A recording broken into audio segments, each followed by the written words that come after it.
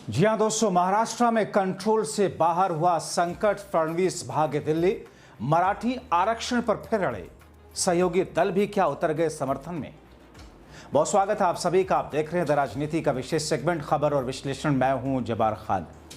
दोस्तों, आखिर अचानक एक बार फिर से मराठा आरक्षण के आंदोलन की शुरुआत ने कैसे सरकार को हिला दिया। क्या वाकई फडणवीस सरकार के पास में इसका कोई तोड़ नहीं है? क्या वाकई इस वक्त जो सरकार जो बात कह करके इस पूरे आंदोलन को शांत करने की कोशिश कर रही है वो एक महज भ्रम है? क्या वाकई इसमें कानूनी दांवपेच अड़चने इतनी है कि उसे खत्म नहीं किया जा सकता? तो फिर महाराष्ट्र के फडणवीस सरकार का संकट क्या खत्म होगा? क्या देवेंद्र फडणवीस का दिल्ली आकर के आला कमान से बात करने के बाद में किसी नई तरह की स्थिति महाराष्ट्र में उत्पन्न होने जा रही है? क्या है ये पूरा का पूरा मामला? और जब राहुल गांधी भी बिहार के बाद महाराष्ट्र पहुंचेंगे मताधिकार यात्रा के लिए, तो क्या दोनों आंदोलन मिलकर के बीजेपी और एनडीए की चूल्हे हिलाने जा रही है? विस्तार से आपको बताते हैं दोस्तों। आपसे अपील के अंत तक जरूर देखें। दोस्तों, महाराष्ट्र में मराठा आरक्षण जिसकी मांग को लेकर एक बार फिर से सियासी उबाल है। मराठा आंदोलन के प्रमुख चेहरा मनोज जरांगे पाटिल ने मुंबई के आजाद मैदान में अनिश्चितकाल भूख हड़ताल शुरू कर दी। उनके पीछे लाखों लोग खड़े दिख रहे हैं। इतना ही नहीं, उन्होंने फडणवीस सरकार को चेतावनी और वार्निंग देते हुए कहा कि जब तक मराठा समुदाय की मांगें पूरी नहीं होती हटेंगे नहीं, चाहे मुझे गोली ही क्यों ना मार दीजिए आप। अब ऐसे में मुख्यमंत्री देवेंद्र फडणवीस समेत बीजेपी और उनकी सरकार के लिए गंभीर चुनौतियों के साथ एक बहुत बड़ा संकट है, और जिस संकट के समाधान के लिए वो दिल्ली निकल रहे हैं। दोस्तों, देश के अंदर खास तौर पर मराठा राजनीति और महाराष्ट्र की सियासत को नजदीक से समझने वाले कहते हैं कि इस बार का मराठा आंदोलन एक ऐसे समय में है जब देश में वोट चोरी का आंदोलन मोदी सरकार और बीजेपी सरकारों के लिए संकट पैदा किए हुए, और ये आने वाले दिनों में राहुल का आंदोलन महाराष्ट्र में भी शुरू होने जा रहा है। जाहिर है, एक तरफ आंदोलन राहुल के आंदोलन की वोट चोरी के खिलाफ मोदी सरकार, बीजेपी और चुनाव आयोग के विरुद्ध आंदोलन, और इस बीच मराठों का यह आंदोलन बीजेपी की सांसें अटकाएगा। तो क्या सरकार को भी कोई खतरा होगा? क्या उनके सहयोगी शिंदे और अजित पवार किसी भी तरह से दाएं बाएं होने की कोशिश कर रहे हैं? दोस्तों, मराठा आंदोलन के प्रमुख चेहरा मनोज जरांगे पाटिल मराठे समुदाय को अन्य पिछड़ा वर्ग श्रेणी के तहत 10% आरक्षण, यानी कि ओबीसी के अंदर 10% आरक्षण देने की मांग करते हुए सरकार को संकट में डाल रहे हैं। उनकी मांगों में 10% आरक्षण के साथ भी मराठों को कुंभी जाति प्रमाण पत्र जारी करने की मांगें शामिल है। ये मांगें फडणवीस सरकार के गले की हड्डी हैं, क्योंकि मराठा आरक्षण के लिए संवैधानिक रूप से वैध समाधान खोजने के लिए कैबिनेट सब कमेटी के पसीने छूट रहे हैं। दोस्तों, मनोज जरांगे पाटिल पिछले कई वर्षों से मराठा आरक्षण के लिए आंदोलन का नेतृत्व कर रहे हैं। उन्होंने फिर से मंगलवार को जालना जिले के अपने गांव अंतराली सराटी से मुंबई के लिए मार्च शुरू किया। हजारों समर्थकों के साथ मुंबई पहुंचे, जिसके कारण शहर की यातायात व्यवस्था बुरी तरीके से प्रभावित है। जरांगे ने साफ कहा, दो ठूक अंतिम युद्ध है। जब तक मराठा युद्ध को ओबीसी कोटे के तहत आरक्षण नहीं मिलता, पीछे हटने वाले नहीं है। वो कहते हैं कि मैं अनिश्चितकालीन भूख हड़ताल पर बैठने जा रहा हूं। अगर सरकार गोली वाला चलाए भी, मुझे जेल में डाले भी, तब भी मांगों से हम पीछे नहीं हटने वाले। दोस्तों, जरांगे ने मराठा समुदाय के लिए कुंभी जाति प्रमाण पत्र जारी करने की मांगे सगे सोयरे जारी, यानी कि जन्म और विवाह से रिश्तों को आरक्षण के दायरे में शामिल करने की मांग की है। उनका कहना है कि मराठा समुदाय महाराष्ट्र की आबादी का लगभग 33% है, और ये सामाजिक और आर्थिक रूप से पिछड़ा है।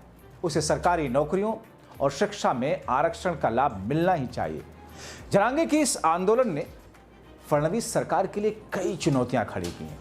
मराठा समुदाय महाराष्ट्र की राजनीति में एक प्रभावशाली समुदाय है, क्योंकि उन्हें डर है कि इससे उनकी आरक्षण वाली हिस्सेदारी कम हो सकती है। यह स्थिति फडणवीस सरकार के लिए मुश्किल खड़ी कर रही है। यहां तक कि छगन भुजबल जैसे नेता भी ओबीसी में मराठा आरक्षण दिए जाने का विरोध करते रहे हैं। अब देखिए कैसा विरोधाभास है, देखिए तनाव किस तरीके की है। तो क्या दिल्ली पहुंचे देवेंद्र फडणवीस को कोई समाधान मिलेगा? क्या दिल्ली में भारतीय जनता पार्टी के आला कमान कोई नया रास्ता, कोई नई तरकीब दिखाएंगे जिससे देवेंद्र फडणवीस की महाराष्ट्र की सरकार स्थिर रहेगी? या फिर जो इस वक्त दबाव उनके सहयोगी दल अजीत पवार या शिंदे डाल रहे हैं, उसके बाद क्या होगा? फडणवीस क्यों कहते हैं, क्या कहते हैं इस बीच में आपको बताते हैं। फडणवीस कहते हैं कि उनकी सरकार मराठा समुदाय के हितों के लिए प्रतिबद्ध है। वही रटे रटाए जुमड़े। कैबिनेट सब कमेटी जरांगे की मांगों पर विचार कर रही है।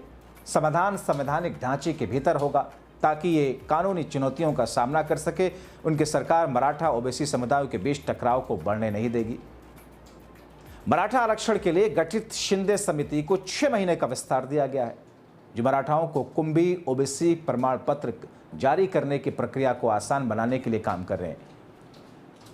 उनकी सरकार ने पिछले 10 वर्षों में मराठा समुदाय के कल्याण के लिए कई कदम उठाए, वो कहते हैं, जिनमें 2024 में लागू किया गया 10% मराठा आरक्षण शामिल है, जो कानूनी जांच में टिक ही नहीं पाया।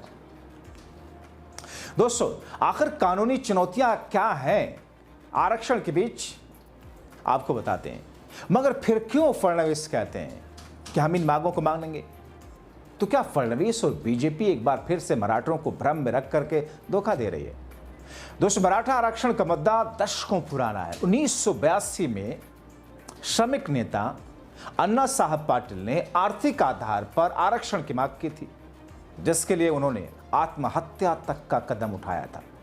2018 में फडणवीस सरकार ने सामाजिक शैक्षिक रूप से फडणवीस पिछड़ा वर्ग यानी कि ईबीसी अधिनियम के तहत मराठों को 16% आरक्षण दिया था, जिसे बॉम्बे हाईकोर्ट ने 2019 में वैध ठहराया, लेकिन कोटा को 12-13% तक कम कर दिया।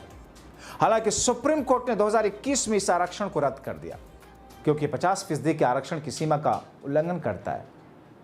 अब जरांगे का कहना है कि अलग मराठा कोटा कानूनी रूप से टिकाऊ नहीं है, इसलिए मराठाओं को ओबीसी श्रेणी के तहत कुंभी के रूप में मान्यता दी जानी चाहिए।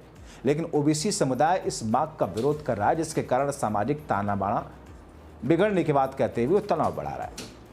अब जरांगे के आंदोलन फडणवीस सरकार के लिए कई मोर्चे पर मुश्किल खड़ी कर रहे हैं। सबसे पहले मराठा समुदाय का गुस्सा, जो पहले ही 2016 के कोपर्डी बलात्कार हत्या मामले से उबाल पर है, सरकार की छवि को नुकसान पहुंचा सकता है।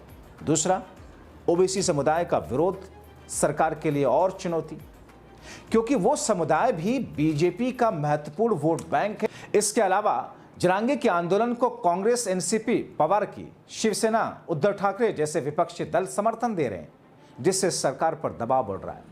उद्धव ठाकरे ने सरकार पर ध्यान भटकाने की रणनीति अपनाने का आरोप लगाते हुए तत्काल समाधान की मांग की। उनको पता है समाधान नहीं निकल सकता।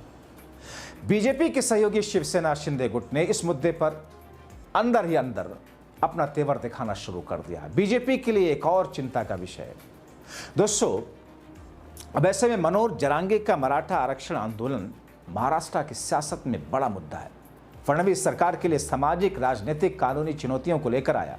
एक तरफ मराठा समुदाय का दबाव, तो दूसरी तरफ ओबीसी समुदाय का विरोध और विपक्षी आलोचना। फडणवीस ने संवैधानिक समाधान का वादा तो कर दिया, लेकिन जरांगे की अडिग मांगों, आंदोलन की तीव्रता सरकार के लिए मुश्किलें बढ़ा रही है। अब ऐसी स्थिति में क्या करेंगे फडणवीस? क्या कोई इसका समाधान है केंद्र में बैठे हुए मोदी और शाह के पास, बीजेपी आला कमान के पास में? फिलहाल दिखाई नहीं देता। तो फिर क्या करेंगे फडणवीस, और क्या करेंगे शिंदे जो कि सरकार में? क्या करेंगे अजीत पवार? तो भारतीय जनता पार्टी किस तौर पर इस संकट से निकलेगी? संकट गहराता जा रहा है। ऐसी स्थिति में दोस्तों देखना होगा कि देवेंद्र फडणवीस जब बीजेपी आला कमान से मुलाकात के बाद में लौटेंगे और उनकी जो कमेटी है, वो कमेटी जो समाधान निकालेगी, क्या उसका कोई प्रभाव पड़ेगा इस संकट को खत्म करने के लिए? फिलहाल मुझे अपने तजुर्बे के आधार पर लगता तो नहीं है, क्योंकि जिस आरक्षण की मांग करते हैं वो आरक्षण उनको मिलने से रहा, कोटा को बढ़ाया नहीं जा सकता। और जिस ओबीसी में वो उन जातियों को शामिल करने के लिए मराठा कह रहे हैं, महाराष्ट्र के जो ओबीसी समुदाय हैं, जो लोग हैं, वो खुद इसका विरोध कर रहे हैं। अब ऐसे में सरकार क्या करेगी? फडणवीस सरकार के पास में इसका रास्ता क्या है, देखना बहुत महत्वपूर्ण होगा, क्योंकि ये टकराव आने वाले दिनों में और ज्यादा बढ़ने जा रही है। और दूसरी तरफ जो मराठा आंदोलन शुरू हो चुका है, इस चेतावनी के साथ कि गोली मार दो या जेल में डाल दो, पीछे नहीं हटेंगे। राहुल गांधी भी अपनी यात्रा को लेकर अब महाराष्ट्र से आगे बढ़ाएंगे बिहार के बाद।